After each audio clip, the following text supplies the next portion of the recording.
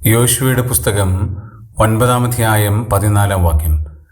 അപ്പോൾ ഇസ്രായേൽ പുരുഷന്മാർ യഹോവയോട് ചോദിക്കാതെ അവരുടെ ഭക്ഷണ സാധനം വാങ്ങി ആസ്വദിച്ചു.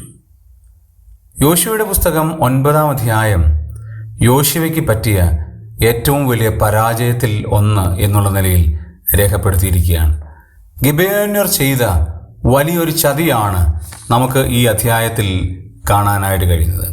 അവരുടെ വഞ്ചന, അവര് പഴക്കം ചെന്ന ചെരുപ്പും കാലിൽ പഴയ വസ്ത്രവും ദേഹത്തിന്മേൽ ധരിച്ചുകൊണ്ട് ഭക്ഷണ സാധനത്തിലുള്ള അപ്പമെല്ലാം ഉണങ്ങി പൂത്തിരുന്നൊരവസ്ഥയിൽ യോശുവയുടെ അടുത്ത് വന്നിട്ട് യോശുവയോട് പറയാണ്, ഞങ്ങൾ നിങ്ങളുടെ ഇടയിൽ വിറക് കീറിക്കോട്ടെ, ഞങ്ങൾ ദൂരെ നിന്ന് വന്നിരിക്കുന്ന ആളുകളാണ്, ഞങ്ങൾക്ക് അഭയം തരണം, ഞങ്ങളെ സഹായിക്കണം എന്ന് പറഞ്ഞ് വരികയാണ്.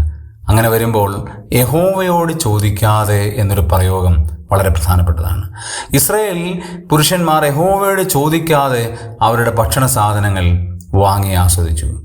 യഹോവയുടെ ആലോചനയില്ലാതെ നാം ചെയ്യുന്ന പല കാര്യങ്ങളും ഏറ്റവും വലിയ പരാജയമാകും. യഹോവയോട് ആലോചന ചോദിച്ചാണ് നമ്മൾ ചെയ്യുന്നത് എന്ന് വരികിൽ അത് ഏറ്റവും വലിയ വിജയവുമായിരിക്കും. ദൈവത്തിൻ്റെ ഹിതവും ദൈവത്തിൻ്റെ ആലോചനയും നാം ചോദിച്ചിട്ട് മാത്രമേ ഏതൊരു നിസ്സാരപ്പെട്ട കാര്യവും ചെയ്യാവൂ. അങ്ങനെയാണെങ്കിൽ നാം അനുഗ്രഹീതരായി മാറും.